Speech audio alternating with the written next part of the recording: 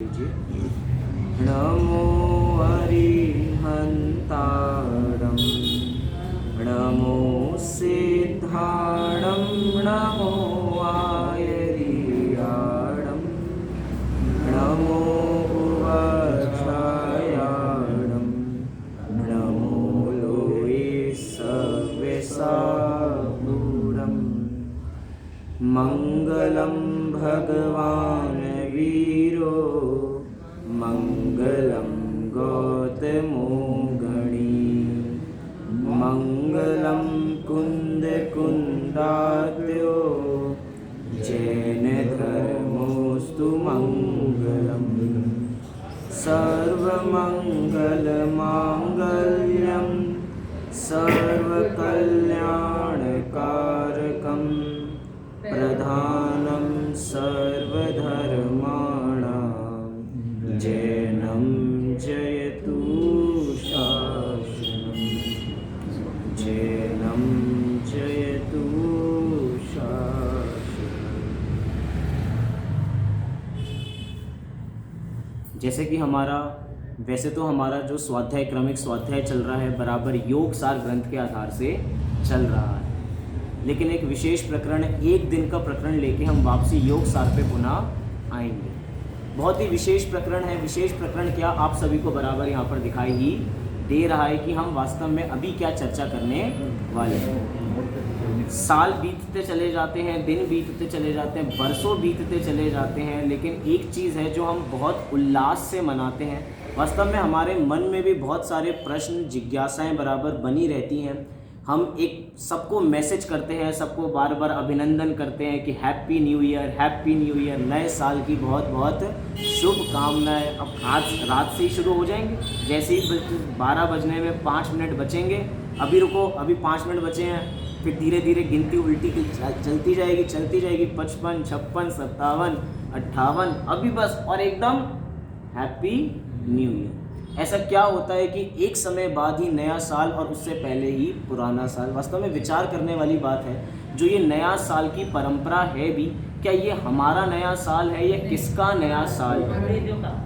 सबकी बात करेंगे कि किसका नया साल है, कौन कब किस समय पे नया साल मनाता है, क्या इस नए साल की मनाने की कोई सार्थकता भी है या नहीं। बाहर में जो चलती है वो चलती है, लेकिन वास्तव में हम अभी स्वाध्याय करने बैठे हैं तो हर चीज़ हम अपने हिसाब से सोचें। स्वाध्याय माने अपने आप का अध्ययन। तो अपने लिए जो कल्याणकारी है, क्या वास्तव में जो ये तिथि है क्या वो हमारे लिए कल्याणकारी है या नहीं।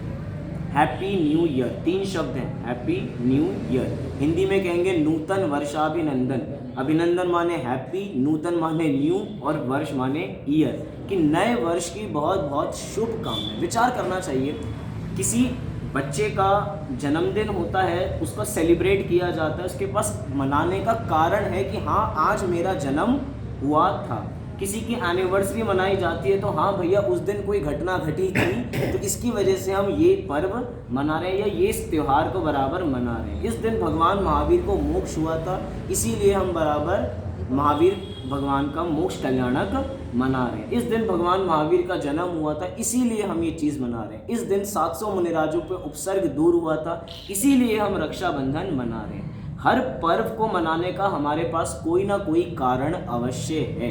लेकिन मैं आप लोगों से पूछता हूँ, हैप्पी न्यू ईयर अभी तक 20-21 चल रहा था, 20-22 हो जाएगा, क्या कारण है हमारे पास मनाने का? क्या ये हमसे कुछ कंसल्टेड है? हमसे किसी प्रकार वास्तव में कंसल्टेड नहीं है ये।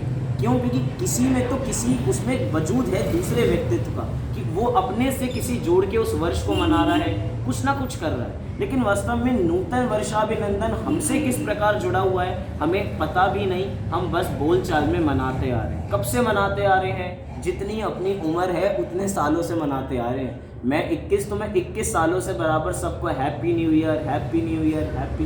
कारण क्या, हमें बिल्कुल भी नहीं पता। लेकिन वास्तव में कई जगहें न्यू ईयर मनाने के अलग अलग तरीके होते हैं। कोई लोग पार्टी करके मनाएंगे, पार्टी में सब कुछ वो शराब सब कुछ चीज़ें चलती हैं, और हम अगले साल की शुरुआत कर रहे हैं। वास्तव में अगले साल की शुरुआत ऐसी, क्योंकि अगले साल में हर चीज़ नया होगा ना, हर चीज़ नई चाहिए हमें, हर चीज़ नहीं चाहिए, हर चीज़ नया चाहिए। लेकिन विचार करना, जिस दिन 12 बजे, 1 बजे, 2 बजे तक बराबर पार्टी की, क्या उस दिन अगले साल का नया सूरज भी वो व्यक्ति कभी देख ही नहीं पाता? क्यों? क्योंकि रोज़ रात को इतनी लेट सो के आएगा, काम सब कुछ करेगा, तो नया सूरज भी नहीं देख सकता। नया क्या चाहिए हमें? वास्तव में विचार करने वाली बात है। हमें तो यहाँ पे लिखा है कि नूतन वर्षाभिनंदन, श्री जिनेंद्र चरणों में वंदन। मैं यहाँ पर रह गया चरणों में वंदन। वास्तव में हमारा पूरा साल किसके लिए बीतना चाहिए? जिनेंद्र चरणों में ही बराबर बीतना चाहिए, और वही हमारे लिए नव वर्ष है। क्या है कि प्रश्न हमारे मन में बहुत सारे होते हैं। इसमें शब्द है न्यू। वास्तव में विचार करो, नया क्या है? आज तक कोई भी चीज़ हमें नई मिली है क्या? कोई भी चीज़, ये बढ़िया सा मैं धुलवा कर लाया हूँ तो क्या नया है क्या? ये क्या नया है? कह रहे कोई भी वस्तु इस जगत में नई है ही नहीं। हमेशा उसकी बराबर परिणमन होता रहता है, परिणमन होता रहता है। हम तो वस्तु के सामान्य गुण पढ़ते हैं। वस्तु के सामान्य गुणों के अंदर एक गुण आता है अस्तित्व गुण, वस्तुत्व गुण, द्रव्यत्व गुण, सारे गुण हैं। अस्तित्व गुण बताता है कि वस्तु अनादि से है और अनंत काल तक रहती है, और द्रव्यत्व गुण बताता है कि बराबर अपना परिणमन उसका चलता रहता है। अब परिणमन बराबर चल रहा है तो नई वस्तु कहाँ है? ये तो अनादि से थी और अनंत काल तक बनने वाली है, ऐसी ही बनी रहेगी, कोई भी उसमें छेड़छाड़ होने वाली नहीं है। तो इतना तो हमें बराबर समझ में आता है कि नया इस दुनिया में कुछ भी नहीं है। कई लोग कह रहे हैं कि भैया इस साल सर्दी बहुत ज़्यादा पड़ रही है, इस साल सर्दी बहुत ज़्यादा पड़ रही है। ऐसी सर्दी तो 50 साल पहले पड़ी थी, उससे पहले तो बिल्कुल पड़ी ही नहीं। अब उसके वचनों में क्या आ रहा है? 50 साल पहले पड़ी थी, मतलब पड़ी थी ना, रिपीट हो रही है ना वो सारी बातें। ये क्या सर्दी नहीं है क्या? ये सर्दी नहीं है। इस बार दिल्ली में पॉल्यूशन बहुत ज़्यादा है। आज तक इतना पॉल्यूशन दिसंबर के महीने में नहीं देखा गया। भैया पिछले साल देखो, पिछले साल भी पॉल्यूशन था, और ये तो सदियां धीरे धीरे बीतती जाती है ना। एक काल जाएगा, दूसरा काल आएगा, हर घटना सेम टू सेम घटती है। बस हमें ऐसा नहीं पता लग पाता, क्योंकि उस समय हमारी इतनी बुद्धि नहीं है कि हमें सारी चीज़ें बराबर याद रहे। लेकिन जीवन आदि से है तो सारी घटना क्रम भी बराबर हूबहू वैसा ही घटता चला जाता है, क्योंकि पुद्गल परावर्तन है, पंच परावर्तन है, धीरे धीरे एक एक परावर्तन पूरा होता है, तो सेम चीज़ बारंबार रिपीट होती ही है। तो इतना तो हमें समझ में आया कि इस न्यू ईयर के अंदर कुछ भी नया नहीं है। कल भी रात 12 बजते थे, बस आज ये है कि आज लोगों के लिए विशेष है आज 12 बजना। 12 तो पहले भी बजते थे।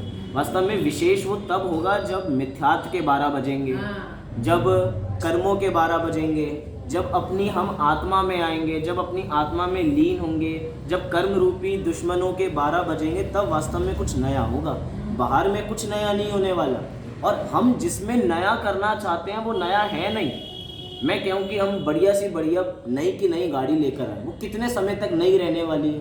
कितने समय तक नहीं रहेगी? अगर हम सेकेंड हैंड भी कोई गाड़ी लेकर आते हैं ना, तो डीलर भी कहता है कि भैया ये आपके लिए नई गाड़ी है। नई गाड़ी आपके लिए तो नहीं है ना, लेकिन वास्तव में विचार किया जाए क्या वो नई है? चलो, जो बिल्कुल ब्रांड न्यू है क्या वो भी नहीं है? नहीं, वो भी नहीं है। कितनी बार उसमें लोग ट्रायल लेकर आ चुके, कितनी बार उसमें बैठ चुके, और एक एक उसके पुद्गल परमाणु को कितनी बार तो लोग कितनी बार भोग चुके। हम अपने यहाँ जैन दर्शन में कहानी आती है उच्चिष्ट भोजी की। कौन सी कहानी आती है? उच्चिष्ट भोजी। भरत जी के साथ वो घटना थी। उच्चिष्ट भोजी 6 खंड की पूरी विभूति को, 6 खंड को बराबर जीत कर आए, और पर्वत पर लिखने गए अपना नाम, और नाम लिखने की उनको कहीं पर भी जगह नहीं मिली। देखा कि भैया इतने सारे चक्रवर्ती आए और सबने अपना नाम पहले से लिख रखा है, अब मैं अपना नाम कहाँ लिखूं? उनको लग रहा था मैं हूँ पहला, मैंने कोई नया कार्य किया, न्यू कार्य किया है जो आज तक किसी ने नहीं किया था। लेकिन दुर्भाग्यवश दूसरे का नाम मिटो के अपना नाम लिखना पड़ा। उस लिखते समय ये भी ख्याल आ रहा था कि आज मैंने किसी का नाम मिटा के लिखा है तो कोई और आएगा, वो भी मेरा नाम मिटा के अपना नाम लिखकर जाएगा। मतलब इस दुनिया में कुछ भी नया नहीं है। अपने पास जाके कहे कि भैया ये उच्चिष्ट भोजी है। उच्चिष्ट भोजी माने सारे को भोग रखा है। ऐसी कोई वस्तु नहीं है जिसको हमने भोगा ना हो। एक भी कण बताओ जिसको हमने भोगा ना हो, जो हमारे लिए नया हो। हम कहते हैं भैया ये डिश तो हमने आज तक चखी ही नहीं है, ये बिल्कुल न्यू। कह रहे बिल्कुल न्यू नहीं है भैया, कभी ना कभी उसके पुद्गल परमाणु आपने ग्रहण किए ही किए हैं। हर क्षेत्र परावर्तन के अंदर, हर काल परावर्तन के अंदर, हर द्रव्य परावर्तन के अंदर कोई तो एक वस्तु हो जो हमारे स्पर्श से रह गई हो। हमने चर्चा की थी थोड़े दिन पहले भी, स्पर्श से रह गई हो, हमारे देखने से रह गई हो, हमारे भोगने से रह गई हो। सब वस्तु हम अनंत बार बराबर भोग चुके हैं, तो नया तो कुछ भी नहीं है। एक दृष्टि तो इसकी ये है। एक दृष्टि हम बराबर बाद में भी देखेंगे कि हर वस्तु अपनी दृष्टि से नई ही है। आज तक कोई भी वस्तु पुरानी होती ही नहीं है, ये दृष्टि भी देखेंगे। लेकिन अभी हमने बराबर ये दृष्टि देखी। दूसरा प्रश्न भी हमारे मन में आता है, हैप्पी न्यू ईयर है ना। वास्तव में किसके लिए हैप्पी है, किसके लिए? हम इस चीज़ को तिथि के हिसाब से देख रहे हैं कि भैया ये किस दिन हुआ। जब भी 31 तारीख रात जाएगी, 1 तारीख आएगी तो बराबर नया साल आएगा, तो इसकी शुभकामनाएं हमें बराबर देनी है, इसीलिए बराबर ये हैप्पी है। लेकिन किसके लिए? क्या सबके लिए ये हैप्पी है? अभी किसी का एक्सीडेंट हो जाए रात को तो बराबर हॉस्पिटल के चक्कर बार बार काटने पड़े, उसको कोई बोले भैया हैप्पी न्यू ईयर, अब बोलो उसके लिए हैप्पी है या नहीं है? उसके लिए अनहैप्पी है। मतलब क्या है कि हम हर चीज़ को डेट के हिसाब से देख रहे हैं, happy new year, happy new year. कोई हैप्पी नहीं है। किसी के साथ कोई घटना, सोचो आज रात को या कल सुबह ऐसी कोई घटना घटे कि उसको अपने व्यापार में 10 लाख का रुपए का नुकसान हो जाए, तो बोलो उसके लिए हैप्पी न्यू ईयर है?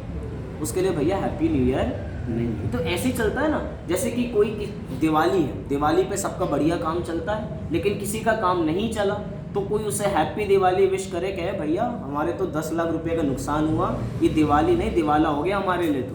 और अगर उसका होली पे बहुत ज़्यादा सामान बिक जाए तो कहे भैया यही हमारे लिए दिवाली है, अब हमें दिवाली की ओर जाने की ज़रूरत नहीं है। मतलब क्या कि जिस दिन हम खुश रहेंगे उस दिन हमारे लिए वो चीज़ नहीं बन के रहेगी। जैसे कि हम एक उदाहरण दूं आपको, ये दृष्टांत कुछ ख्याल आ रहा होगा ये चित्र देखकर। अक्षय तृतीया का ये बराबर चित्र है।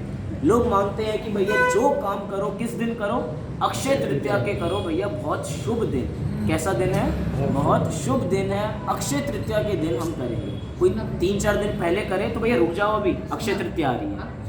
हाँ, अक्षय तृतीया आ रही है, अक्षय तृतीया वाले दिन वो काम करेंगे। एक बार उन ऋषभ देव मुनि से पूछो जो आहार लेने के लिए बराबर पहुंचे थे, क्या वो ये सोच के बैठे थे कि अक्षय तृतीया आएगी तो मैं आहार लूँगा? 6 महीने बीत गए, 7 महीने बीत गए, 8 महीने बीत गए, चलो 11 महीने बीत गए। हम कह रहे हैं भैया आहार ले लो, नहीं अभी तो अक्षय तृतीया आने वाली है, अक्षय तृतीया को मैं आहार लूँगा।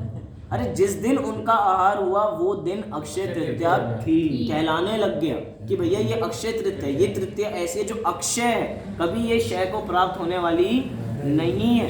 मतलब वो दिन अक्षय तृतीया हो गई जिस दिन उनका बराबर आहार हुआ। मतलब क्या, काम सारे जो हम करें उसी दिन हमारे लिए वो काम है। ऐसा नहीं कि उस तिथि का हम इंतज़ार करें कि वो तिथि जब आएगी तब वो हमारा कार्य होगा। बोलो, मैं पूछता हूँ आत्मा का कल्याण हम कब करें? शुभ दिन है ना अक्षय तृतीया, तो हम आत्मा का कल्याण कब करेंगे? अक्षय तृतीया के दिन करेंगे। बोलो अक्षय तृतीया के करेंगे, ऐसा करें। मैं पूछता हूँ महावीर जयंती जब आई, महावीर भगवान का जन्म हुआ, तो महावीर भगवान ने जन्म कब लिया? कि जब वो तारीख आएगी तब मैं जन्म लूँगा, तो उसको महावीर जयंती कहेंगे? या जिस दिन उनका जन्म हुआ उसको ही महावीर जयंती कहलाने लग गए, उसको ही महावीर जयंती कहलाने लग गए। हमारा जिस दिन जन्म हुआ तो हमारा उस दिन से हमारा बर्थडे हो गया। तिथियाँ कहाँ दिखी जाती हैं? कई बार हम 10 लक्षण पर्व में बात कहते हैं कि कभी भी धर्म को तिथियों में नहीं बांट सकते। क्या कहा? धर्म को कभी भी तिथियों में हम बांट ही नहीं सकते कि इस दिन ये है, इस दिन ये है। बोल, अष्टानी का पर्व अभी गए और अभी आने भी वाले 2-2.5 महीने बाद अष्टानी का पर्व बराबर आएंगे। तो अष्टानी का पर्व के अंदर क्या अभी मैं यहाँ पे सिद्ध पूजन करना चाहूँ या सिद्ध चक्र विधान कराना चाहूँ तो नहीं करा सकता? क्या कोई गलत है क्या सिद्ध चक्र विधान कराना? सिद्धों को याद करना है ना, उन विशेष दिनों में तो याद करते ही करते हैं। जिसका अभी भाव हो तो हम अभी भी याद करेंगे। ये तो ऐसी चीज़ें हैं कि जिनका जब स्मरण किया जाए तभी बढ़िया होता है। इस देव मनाने जाते हैं ना, तो इसलिए हाँ, उस समय पे देव वहाँ पर मनाने जाते हैं नंदीश्वर द्वीप में, तो इसीलिए हम भी विशेष रूप से यहाँ पे आयोजन करते हैं। लेकिन ऐसी कोई तिथि नहीं है। हम कहें हमें 10 धर्मों की आराधना करनी है तो अभी 10 लक्षण पर्व आने दो फिर करेंगे। लोग कहते हैं ना कि भैया हम किसी को कहें कि भैया जमीकंद छोड़ दो, आलू छोड़ दो, हाँ छोड़ेंगे, अभी 10 लक्षण पर्व आ रहे हैं तब तो छोड़ेंगे।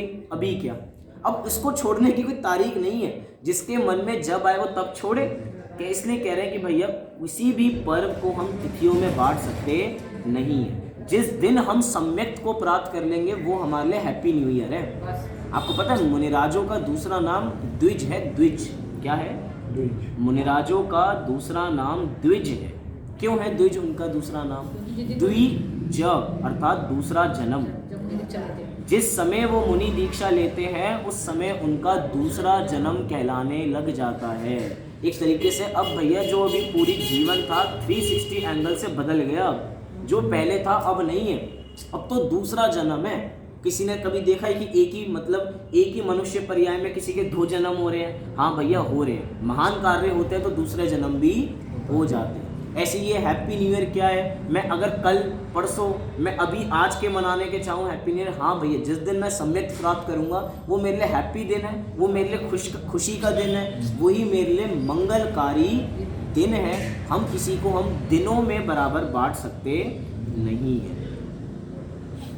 मतलब बहुत सारी बातें हैं, इसके बारे में हमें बराबर विचार करना चाहिए। मैंने एक बात शुरू में कही थी कि कई लोग इस पर्व को, देखा जाए तो वास्तव में पर्व तो कुछ नहीं है, बस तिथि बदलती है तो इसको लोगों ने पर्व का नाम दे दिया। हमारे यहाँ जब जयपुर में ऐसा चलता है कि जो शराब बहुत ज़्यादा पीते हैं तो वहाँ पे कैंप लगता है। जैसे हमारे यहाँ अमूल चलता है बहुत ज़्यादा, तो राजस्थान के अंदर सरस चलता है। जैसे अमूल चलता है वैसे सरस का ब्रांड वहाँ पर चलता है। तो बहुत बड़े बड़े पोस्टर लगाते हैं। तो इस समय से वो बराबर, क्योंकि दूध का काम है, तो कहते हैं कि भैया नव वर्ष की शुरुआत शराब के साथ नहीं दूध के साथ। तो बराबर रात को 12, साढ़े 12, 1 बजे तक खूब काढ़ा करके दूध सबको बांटे फ्री ऑफ कॉस्ट सबको। कि हम किसकी शुरुआत करेंगे? हम शराब से नहीं, हम दूध से करेंगे। हमें विचार करना चाहिए कि हम ना शराब से करेंगे ना हम दूध से करेंगे।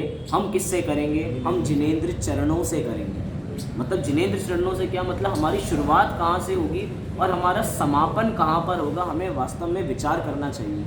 हम अपनी सुबह करते हैं ना, मतलब सुबह उठते हैं, दिनचर्या वाले पाठ में कहते हैं कि किससे करनी चाहिए हमें अपनी शुरुआत? 9 बार नमोकार मंत्र से। और अपने दिन का समापन किससे करना चाहिए? 9 बार नमोकार मंत्र से। और बीच में जब हम भोजन लेते हैं तब भी क्या कहा जाता है कि भोजन को ग्रहण करने से पहले भी 9 बार नमोकार मंत्र पढ़ना चाहिए। 12 बार क्यों नमोकार मंत्र पढ़वा रहे हैं? दिनचर्या के हिसाब से देखा जाए, शेड्यूल हो गया ना, पूरा शेड्यूल हो गया हमारा, ये पढ़ो अब पढ़ो अब पढ़ो। क्यों पढ़वाया जा रहा है? कि सुबह से लेके शाम तक हमारे पूरे चित्त के अंदर वही पंच परमेष्टि बराबर घूमते रहें कि हमारा लक्ष्य कहीं पर भी भटकना नहीं चाहिए। सुबह से ही हमने शुरुआत की, तो सुबह से शुरुआत ये की कि हमें पंच परमेष्टि बनना है, हमें ऐसा पद प्राप्त करना है जो कभी भी हटने नहीं वाला, ऐसा पद हमें बराबर प्राप्त करना है। और अंत भी कोई बीच में भूल जाए तो भोजन से पहले भी पढ़ लेना चाहिए। कहीं भटक गए मार्ग से तो भैया याद करो, जितनी बार खाओ उससे पहले पंच परमेष्टि का स्मरण करो। तो ये सारी चीज़ें उसी समय पे मंगलकारी बराबर हो जाती हैं। देखिए बहुत सारी बातें हैं। हैप्पी न्यू ईयर हम कह रहे हैं, हैप्पी न्यू ईयर, नया साल तो है, लेकिन हर चीज़ बीत रही है ना। साल बीत गया, 20 गया तो 20, कुछ लोगों के लिए 20 अच्छा नहीं था क्योंकि बहुत लोगों की मौतें हुई हैं, बहुत लोगों की आर्थिक स्थिति से भी लोगों ने बहुत मजबूर थे, बहुत लोग कह रहे हर चीज़ बीत रही है। हमें जब हम सामान्य गुण पढ़ा रहे थे तो एक सामान्य गुण का फल बताया, तो कहा कि हर चीज़ बीत जाएगी। मतलब अभी जो पल है वो पल हर समय रहने वाला नहीं है, मतलब गुजर जाएगा। एक समय की पर्याय कितने समय तक रहने वाली है? कोई भी पर्याय एक समय से ज़्यादा टिकने वाली नहीं है। ये पर्याय, ये जो मनुष्य पर्याय है, ये भी अनेक पर्यायों का समुदाय है, एक मनुष्य पर्याय। अब ये भी धीरे धीरे बीतती जा रही है, धीरे धीरे बीतती जा रही है। तो यहाँ पे बहुत बढ़िया हम भजन गाते हैं, पल पल जीवन बीता जाता है, बीता कल नहीं वापस आता है। वापस कुछ नहीं आएगा, भूतकाल कभी भी उठ के आने नहीं वाला, लेकिन भूतकाल से अनेक शिक्षाएं उठ के ज़रूर आ सकती हैं। भूतकाल के दृष्टांतों को याद करके हम सारी चीज़ों को याद कर सकते हैं। हम कहते हैं हम प्रथमान योग पढ़ते हैं, वो सारा प्रथमान योग भूतकाल ही तो है। और सारा प्रथमान योग अगर भूतकाल है तो उनसे हम पढ़ के क्या शिक्षा नहीं लेते हैं? अब भूतकाल तो वापसी नहीं आ सकता, लेकिन भूतकाल की सारी शिक्षाएं ज़रूर वापसी आ सकती हैं, और उन शिक्षाओं से हमें वो बहुत कुछ बराबर सिखाकर जाती हैं। जैसे कि सीता जी का बराबर अपहरण हुआ। किसने किया? रावण ने बराबर सीता जी का अपहरण किया। तो आज रावण कहाँ पर है? नरक में है। अर्थात पर स्त्री को भोगने के भाव से वो कहाँ पहुँच गए? नरक में बराबर पहुँच गए। आज हम भूतकाल से मैं शिक्षाएं ले रहा हूँ कि भूतकाल से हम कैसी कैसी चीज़ें निकाल सकते हैं। अब वो तो नरक चल गए, तो आज लोग रावण से बहुत ईर्ष्या करते हैं कि इतना बुरा कार्य किया, वो तो सती सीता थी, उनको उठा लिया, उनका अपहरण कर लिया। विचार करना, अगर हम भी अपने भावों में पर स्त्री रमण करते हैं तो उसका फल क्या होगा? उसका फल भी तो नरक ही होगा। और अगर उसका फल नरक होगा, अगर वो रावण है, तो जो पर स्त्री रमण कर रहा है वो भी रावण ही है। और पर स्त्री रमण हर तरीके का है। हम तो जब सप्त व्यसन पढ़ते हैं, जुआ, आमिष, मदिरा, दारी, आंखें टक चोरी पर नारी, ये ही सातों व्यसन दुखदाई, दुरित मूल दुर्गति के भाई। बनारसीदास जी ने लिखा ही, तो इसके अंदर भावों से पढ़ते हैं। भावों से क्या? एक एक व्यसन भावों की अपेक्षा, भाव जुआ, भाव वेश्यागमन, भाव पर स्त्री रमण, हर चीज़ पे लगाना। अगर वो रावण है तो हम भी बराबर रावण हो सकते हैं। भूतकाल आप याद करो, अगर महाभारत हुई, वो महाभारत किस आधार पर हुई थी? विचार करो। द्रौपदी के वचन से, अर्थात अंधे का पुत्र अंधा ही होगा। मतलब बुरे वचन बोलने का फल हम महाभारत बराबर देख रहे हैं कि इतनी बड़ी महाभारत हो सकती है बुरे वचन बोलने पर। ये यूँ कहूँ, अगर दूसरे तरीके से सोचें कि एक ज़मीन के बदले पर कि हमें इतनी ज़मीन चाहिए, हमें इतनी ज़मीन चाहिए, कि हम तो 5 हैं, हमें तुम्हें इतनी क्या ज़रूरत है, हमें ज़्यादा चाहिए, कौरव ज़्यादा मांग रहे हैं, ये सारी बातें क्या हैं? और उसके कारण महाभारत हुई। और आज अगर यही दृष्टांत इधर होता है कि मेरा हिस्सा इतना, तुम्हारा हिस्सा इतना, किसी को अगर हम बुरे वचन बोल रहे हैं तो उसका फल क्या होगा?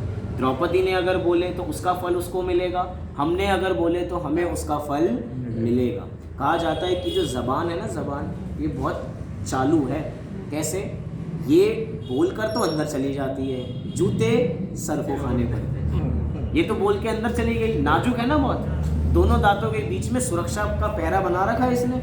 बुरी से बुरी गाली देके बराबर अंदर चली जाती है और आराम से सेफ बैठ जाती। अब मुझे कुछ होने वाला नहीं है। लेकिन एक वचन का झेलना किसको पड़ता है? ये सिर को झेलना पड़ता है। इसीलिए कह रहे हैं वचन भी देख संभाल कर बोलने चाहिए। यहाँ पे कह रहे हैं कल तो वापसी नहीं आने वाला, लेकिन कल से बहुत सारी शिक्षाएं हम ले सकते हैं। जैसे कहते हैं ना कि ज़रूरी नहीं है कि जीवन बहुत छोटा है, सारी गलती करके हम सीखें, कुछ दूसरों की गलती से भी हमें बराबर सीखना चाहिए। हमें दिख रहा है कि आगे कोई गड्ढे में गिर रहा है तो भैया सावधान होकर चलो। अब उनके साथ भूतकाल में ऐसा हुआ है तो हमारे साथ भी तो ऐसा हो सकता है। अब हम बराबर सावधान होने चाहिए। लेकिन कुछ भी हो, जो बीत गया है वो बीत गया, अब वो कभी वापस आने वाला नहीं। इसीलिए कभी भी भूतकाल में मत रहना। जो हर समय भूतकाल में रहते हैं वो अपने वर्तमान को जी नहीं पाते, और जो हर समय भविष्य के बारे में विचार करते रहते हैं वो भी नहीं जी पाते। क्यों? क्योंकि वर्तमान को तो भूल गए ना।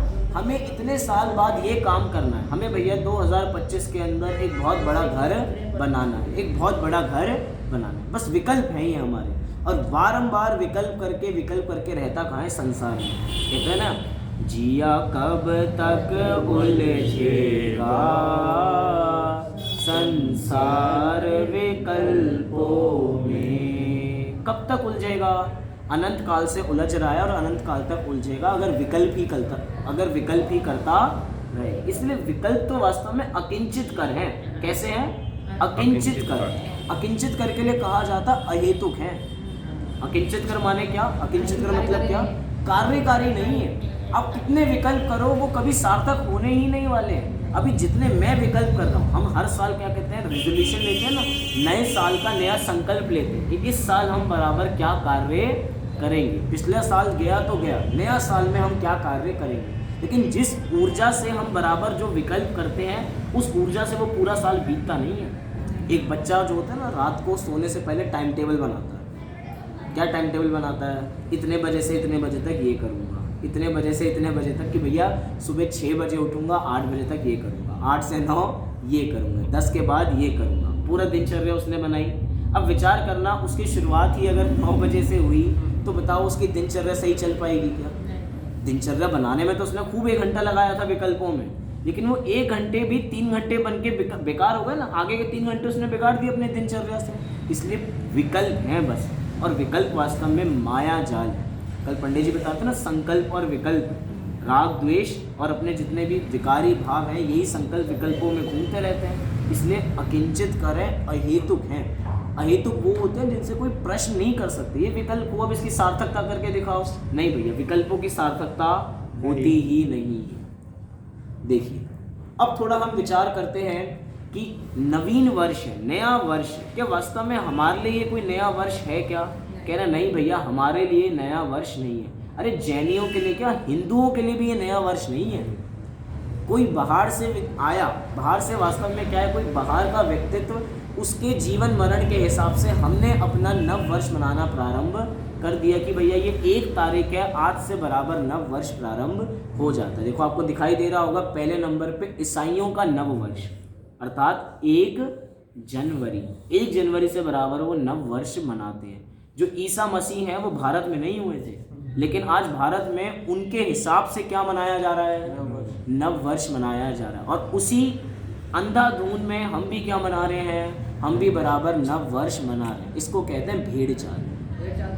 क्या कहते हैं इसे, भेड़ चाल।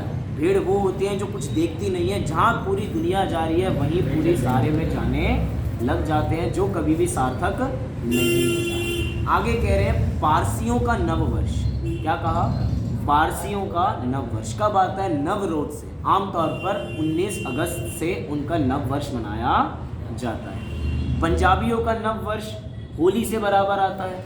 ऐसे ही हिंदुओं का नव वर्ष, हमें तो मेन अपने यही कहा जाता है ना, जैनियों की अलग सत्ता क्या है। अब होली उसी, बैसाखी उसी समय पे तो आती है, होली के समय पे इसी समय पे आती है। आगे पीछे डेट, मतलब आगे पीछे डेट रहती है, आसपास की जो भी डेट रहती है, रहती यही है बराबर, अप्रैल में जी। इनमें भी बहुत सारी मान्यताएं हैं, इनमें भी बहुत सारी मान्यताएं हैं। यहाँ पे ये थोड़ी कोई एक ही मत है, इनके में भी अनेक मत है, वहीं पे भी एक मत नहीं है। चलिए, हमें तो कई बार लोग जैनी कहते हैं कि भैया जैनियों की कोई अलग पहचान नहीं है, हिंदू जैनी एक ही होते हैं। कह रहे भैया अगर हम हिंदुओं के हिसाब से भी देखें तो उनका नव वर्ष भी तो नहीं है। हिंदुओं का नव वर्ष चैत्र मास की शुक्ल प्रतिपदा से, और ये कब आता है, ये तिथि अप्रैल में बराबर आती है। तो अप्रैल तो अभी बराबर नहीं है, अभी तो जनवरी शुरू होगा, तो इनके हिसाब से भी नव वर्ष नहीं है। और अपने जैनियों का नव वर्ष कब से मनाया जाता है, दीपावली के अगले दिन से, कि अब उनको बराबर मोक्ष हो गया, तो अब अगला काल एक तरीके से बराबर प्रारंभ हो गया, जिसको हम वीर निर्वाण संवत भी कहते हैं। हमने इन तिथियों से मनाना प्रारंभ किया, और अपनी ये तिथि, इन सब में अगर सबसे कोई प्राचीन होगा तो वो वीर निर्वाण संवत है। कौन सा संवत है, वीर निर्वाण संवत सबसे प्राचीन संवत है। सबसे प्राचीन संवत क्यों, क्योंकि महावीर भगवान कब हुए हैं, विचार करो, महावीर भगवान आपके हैं क्या, 2500 वर्ष हो गए उनको मोक्ष गए हुए, और इससे पुराना कोई भी संवत नहीं है, इससे पुराना कोई भी संवत नहीं है, अर्थात सबसे पुराना अपना है, और नव वर्ष उसी के हिसाब से हम बराबर मनाते भी हैं। इस समय वीर निर्वाण संवत की शुभकामनाएं भी बराबर दी जाती हैं, और यही हमारे लिए हैप्पी न्यू ईयर भी बराबर होता है। लेकिन फिर मैं कह रहा हूँ हैप्पी न्यू ईयर कोई तिथियों में नहीं है, जो इस समय जो जीव अपना जब कल्याण कर रहे हैं उसके लिए तब नव वर्ष है। अभी हम पूरे महीनों का देखें, अभी जितने सारे हमारे पंच परमेष्ठी हैं, 24 तीर्थंकर हैं, तो किसी का कभी जन्म कल्याणक है, किसी का कभी तप कल्याणक, कभी दीक्षा कल्याणक, सब बराबर आते रहते हैं। तो लोग कहते हैं कि भैया कि जिसको कोई भी शुभ काम करना है तो महीने में देख लो कब जन्म कल्याणक आ रहा है, तो भैया वो शुभ दिन है, उस दिन बराबर मना लो। कोई भी हमें त्यौहार मनाना हो, तो कोई अपना फैमिली फंक्शन कोई करना हो, तो उस दिन बराबर देख के कर लो। लेकिन विचार करना, उन तिथियों के वजह से हम नहीं मना रहे हैं, क्योंकि हम तिथियों में नहीं बांट सकते ना। उन्होंने इस दिन कि मैं इसी दिन जन्म लूंगा ऐसा सोच के तो जन्म नहीं लिया था, इस दिन मैं बराबर तप करूंगा ऐसा सोच के तो उन्होंने तप नहीं किया था। और मोक्ष भी गए थे तो ये सोच के थोड़ी गए थे ये दिन अच्छा है तो चलो मोक्ष चलते हैं। अंधेरे में गए, जैसे महावीर स्वामी, तो बहुत से लोग अंधेरे में काम नहीं करते। हाँ, अंधेरे में मतलब ये है कि वो उस दिन गए तो हम भी वही काम करेंगे, ऐसा नहीं है। अगर हम भी ऐसी में लाइन में है तो समझना ये भी भेड़ चाल की तरह हो जाएगा कि हम भी उसी दिन करेंगे, हम भी उसी दिन करेंगे। आत्मा का ध्यान वास्तव में ऐसा है जिसको जब करना हो तब करे। उसके लिए समय देखना, उसके लिए मुहूर्त देखना, उसके लिए पूरा समय का मिलान करना, इसकी कोई आवश्यकता नहीं है। क्योंकि जिसका जब मन करे तब कर सकता है। जैसे कि हम अपनी जिनवाणी के लिए क्या कहते हैं कि हमारी जिनवाणी नित्य बोधक है। क्या है हमारी जिनवाणी? नित्य बोधक। नित्य हमेशा ज्ञान देती है। अब जब देखो वो उससे हमें बराबर ज्ञान मिल सकता है। बोधक मतलब देने वाली, बोध देने वाली, बोध को कराने वाली, ज्ञान को देने वाली है जिनवाणी। कभी भी दे सकती है, 24 घंटे। समय देख के नहीं करेंगे कि भैया मंदिर जी में स्वाध्याय का समय तो 7:30 है तो 7:30 ही करेंगे। अगर 15 मिनट पहले का भाव भी हो तो 15 मिनट पहले कर लो। ये नहीं कहते ना, दान देते वक्त कहते हैं कि जिस समय दान देने के भाव हो, सीधे हाथ से दान दे रहे हो तो अपने उल्टे हाथ को पता नहीं लगना चाहिए। क्यों नहीं पता लगनी चाहिए? अगर इतनी देर में भाव बदल गए तो जिस समय जो भाव आ रहे हैं उस समय वो बराबर कार्य कर ही लेने चाहिए। समय बराबर नहीं देखना चाहिए। रात को 2 बजे अगर स्वाध्याय करने की इच्छा हो रही है तो स्वाध्याय कर लेना चाहिए। ये नहीं अभी तो रात हो रही है, कौन पढ़ता है इस समय, सुबह पढ़ेंगे, सुबह देखेंगे।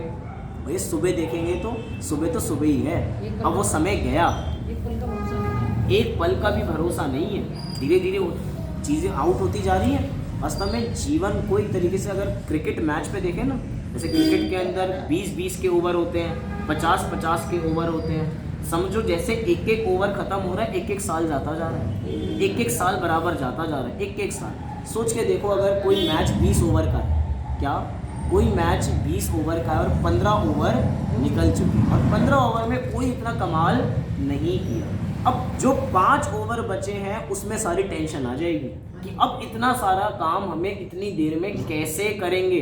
अब वो सारा हम पे प्रेशर बनेगा। जीवन भी वास्तव में ऐसा ही है। अगर किसी का 100 साल का जीवन है, 60 साल 75 साल ऐसे ही निकाल दिए, बचे 25। अब 25 में इतना सारा काम करना है जो 75 में नहीं कर रहा है। अब बताओ क्या वो पूरा काम हो पाएगा? वैसे तो किसी को अपनी आयु का पता रहता है, किसी को पता हाँ, किसी यही तो। वैसे तो हर समय अगले समय मरण समझ के कि बस अंतिम है, अब तो अगले क्षण होगा नहीं होगा। लेकिन फॉर एन एग्जाम्पल लेके बात चल रही है ना कि धीरे धीरे जीवन बीत ही रहा है, कल का तो भरोसा नहीं है। सपोज करके बात चल रही है ना, एग्जाम्पल लेके। ऐसा तो यदि उसको ये पता लग जाए ना जी, ऐसा छोड़ देगा 25 पे, मुझे से पता ही नहीं होता, अगर अभी कर लेंगे, हाँ अभी कर लेंगे, बढ़ाते बढ़ाते कि अभी तो बहुत समय बचा है, अभी तो बहुत समय बचा है, अभी तो बहुत। लेकिन वास्तव में समय बचा नहीं है। अभी करना है तो अभी करना है, नहीं तो और टेंशन बढ़ेगी। और टेंशन क्या बढ़ेगी? उस समय ऐसे विकल्प ही नहीं आएंगे, उस समय ये बातें सुहाएंगी ही नहीं। हमने कहा था ना अभी थोड़े दिन पहले, 60 वर्ष के हो जाते हैं तो सठिया जाते हैं। उसके बाद अब इतनी जिनवाणी समझ में आए या नहीं आए, बुद्धि लगे या नहीं लगे, इसकी कोई गारंटी नहीं है। आज की डेट में बहुत विरले जीव हैं जो इतनी बड़ी बड़ी उम्र के अंदर बराबर बोल रहे हैं, बराबर हाथ पैर चला रहे हैं। सबके नहीं चलते। लोग बिस्तरों पे पड़े हैं और ऐसी ऐसी बीमारियों से ग्रस्त हैं कि उठ नहीं सकते। आप आसपास के पड़ोस में उठ के चले जाओ, किसी के भी घर में जाओ तो कोई ना कोई एक है जो आराम से लेटा हुआ है और कितने चैन होके इतने सालों से मंदिर नहीं आ पाए क्योंकि उठने की हालत नहीं है। उठने की हालत नहीं है, इतना दिमाग नहीं है कि आप स्वाध्याय करें। दिन को रात कह रहे हैं, रात को दिन कह रहे हैं। और उस समय अगर हम कहें कि हम बाद में करेंगे तो भैया बात तो कभी आने नहीं वाली। अभी चला गया, कह रहे हैं धीरे धीरे बीत रहा है, धीरे धीरे बीत रहा है और बीतते बीतते कब ये जीवन काल पूरा हो जाएगा पता नहीं लगेगा। मुझे तो ऐसा लग रहा है कि अभी 2021 शुरू हुआ था और 2021 खत्म हो गया। अभी तो लग रहा है अभी तो जनवरी आई थी, अभी तो शुरू हुआ था और अभी खत्म भी हो गया। ऐसे जीवन का है। अभी तो शुरू हुई थी, अभी तो मैंने सारी मस्ती करनी शुरू ही की थी और इतने में खत्म हो गई। क्या पता अभी घर जाते जाते कोई पीछे से गाड़ी आए और काम तमाम हो जाए, या कुछ भी ऐसा हो सकता है। मैं ये नहीं कह रहा ऐसा हो, लेकिन हर समय ये सोच के कि भैया अब अपने पास ज़्यादा समय नहीं है कल्याण करने का। कह रहे थे ना वो कि अनंत भव तो मिले, अनंत ऐसे मनुष्य पर्याय भी मिली, लेकिन भैया ये मनुष्य पर्याय सार्थक करने के लिए मिली है। ऐसा समझ के काम करना चाहिए, तभी वो हमारे लिए अंतिम है वास्तव में। जैसे कहते हैं ना, अंतिम जन्म हो ये हमारा, अब कोई हमारा जन्म ना हो, ऐसा समझ के काम करना चाहिए। तो ये सारी बहुत सारी चीज़ें हम बराबर देख सकते हैं। वस्तु के स्वरूप के हिसाब से विचार किया जाए, वस्तु भी वास्तव में कैसी होती है?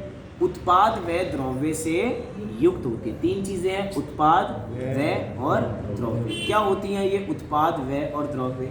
उत्पाद माने उत्पन्न होना, व अर्थात नष्ट होना। लेकिन उत्पाद व होते हुए भी वस्तु वस्तु ही बनी रहती है। किसके कारण? उस द्रव्य बने के कारण। हम हैप्पी न्यू ईयर कह रहे हैं, सब कुछ बदल रहा है, लेकिन ये जीव नहीं बदल रहा है।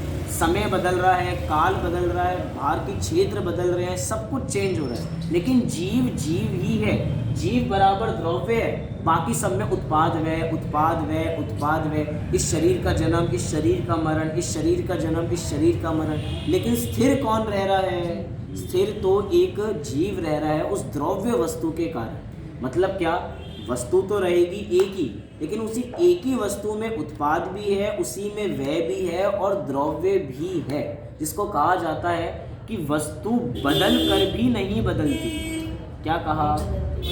वस्तु बदल कर भी नहीं बदलती। क्या समझ में नहीं आया? दो चीज़ें कह रहे हो, बदलती भी है और नहीं भी बदलती है। किसी को समझाओ बात, बदलती भी है नहीं भी बदलती है। क्या भैया एक बात बोलो, बदल रही है तो बदल रही है बोलो, नहीं बदल रही तो नहीं बदल रही बोलो। कह रहे हैं कैसे समझाएं भैया? बदलती हुई भी नहीं बदल रही। हर चीज़ ऐसा ही है। जैसे ये ग्रंथों के बराबर जब भी इसकी छपाई हुई होगी, कुछ समय पहले हुई होगी, ग्रंथ आज भी है और आगे भी बराबर रहेगा।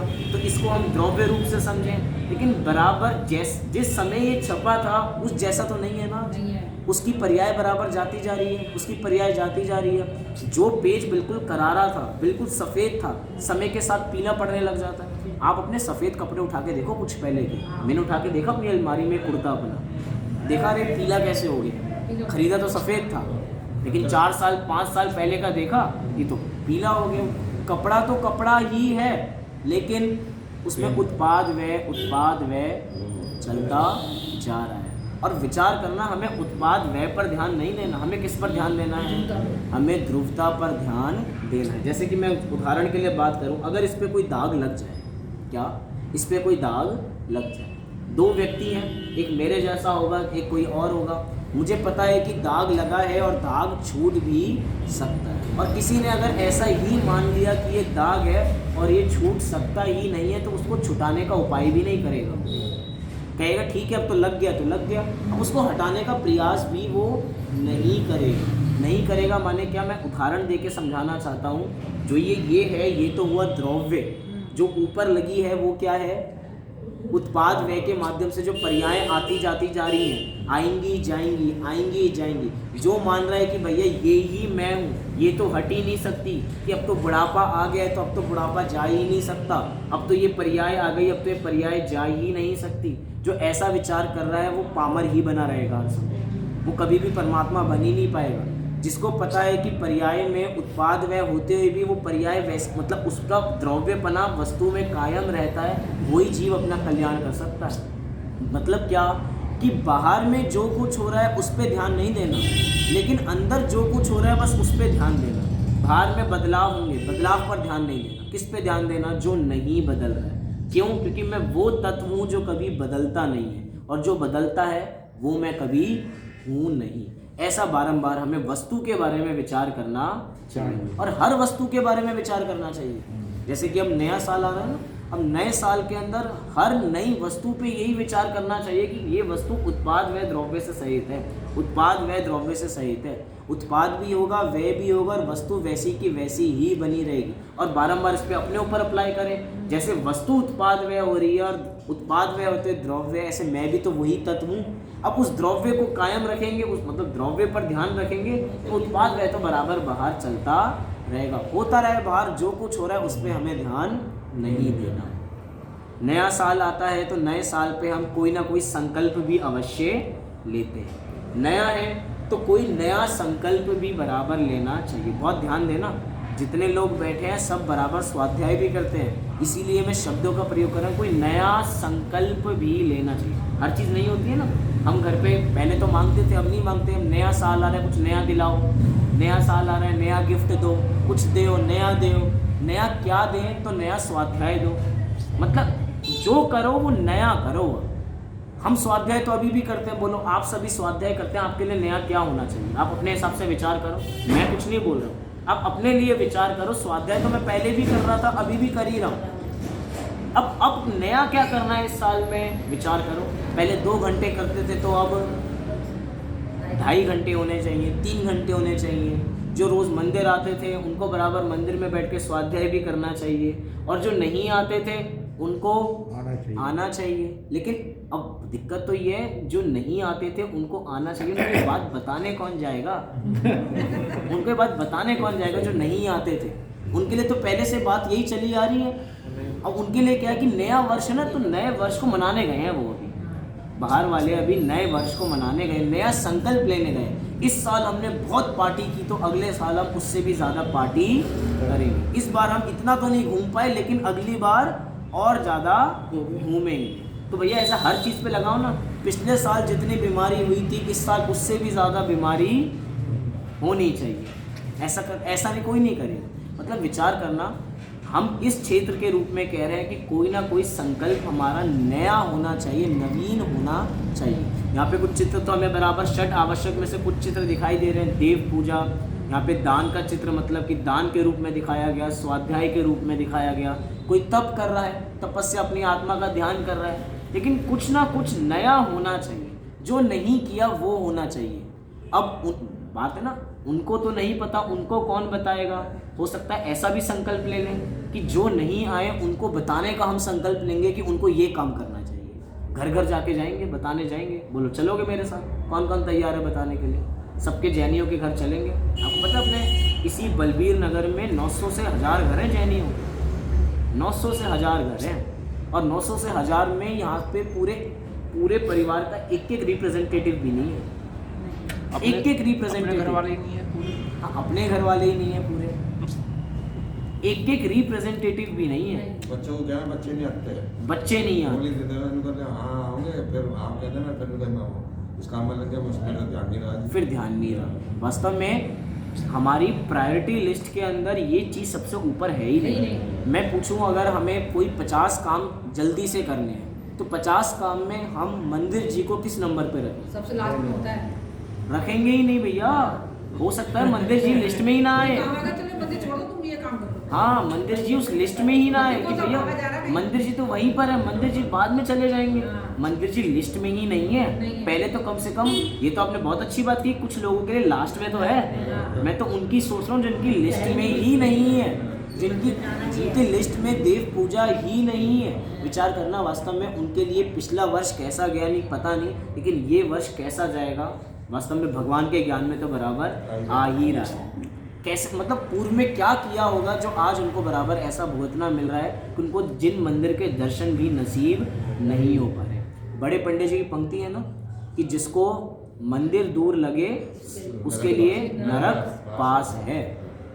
अब पड़ोसी हैं, कोई पास में ही रहते हैं मंदिर जी के। अब तो वास्तव में पूरे बलबीर नगर में सोचा जाए, कोई लोग तो कह रहे हैं कि हमारे लिए मंदिर बहुत दूर है, 4-5 किलोमीटर की दूरी पे। तो भैया हम तो रोज़ नहीं जाते। एक बार को उनका समझ में आता है कि भैया हाँ, गाड़ी से बराबर जाना पड़ता होगा, रोज़ नहीं, कम से कम रोज़ हर संडे तो बराबर जाते हो। यहाँ अष्टमी चतुर्दशी को तो बराबर जा ही सकता, तो जाएंगे ही जाएंगे। यहाँ पे तो ऐसा है कि बराबर 3-3, 4-4 मंदिर हो रहे हैं, उसके बावजूद भी ना जाए। वास्तव में हमें अपने अभाग्य की महिमा सोचनी चाहिए। पंडित जी के शब्द है, पंडित टोडरमल जी के। अब उदाहरण तो नहीं दे सकते, कोई कोड़ी को अमृत पान कराए और वो अमृत पान ना करे तो उसके अभाग्य की महिमा तो हमसे कही जाती नहीं है। पंडित जी कह रहे हैं, हम तो ये बात भी नहीं कह सकते कि उनके अभाग्य की महिमा किस प्रकार है। किसी को रुचि अनुयायी वीर, किसी को कोहिनूर मिले और वो कांच की तरह काम करे तो भैया उसको उसकी महिमा नहीं है। हमें जैन कुल मिला, हम जैन कुल की महिमा ना करें तो वास्तव में ये उसके अभाग्य की महिमा है और तो कुछ बात नहीं है। तो मैं इसी बात से हम यहाँ पे पूर्ण करेंगे कि नव वर्ष है, तो नव वर्ष में हम लोगों, क्योंकि बाकी लोगों का तो पता नहीं, हम लोगों को जो अभी तक नहीं किया, स्वाध्याय किया तो अब जो नहीं किया उसकी बात कर रहे हैं। जो नहीं किया बराबर उसका संकल्प बराबर लेना चाहिए। और वो संकल्प ऐसा हो, स्वाध्याय का हो, अपनी आत्मा की प्राप्ति का हो, ध्यान का हो, जो भी हो हमारे हित में ही हो, पंच परमेष्ठी की आराधना में हो। जो भी संकल्प हो कल सुबह बराबर सोच लें, जब दर्शन करने आए तो बराबर उन्हीं के सामने, उन्हीं की साक्षी में उस बराबर उस संकल्प को पूरा करें। इसी मंगल भावना से अभी की बात को हम पूर्ण सहज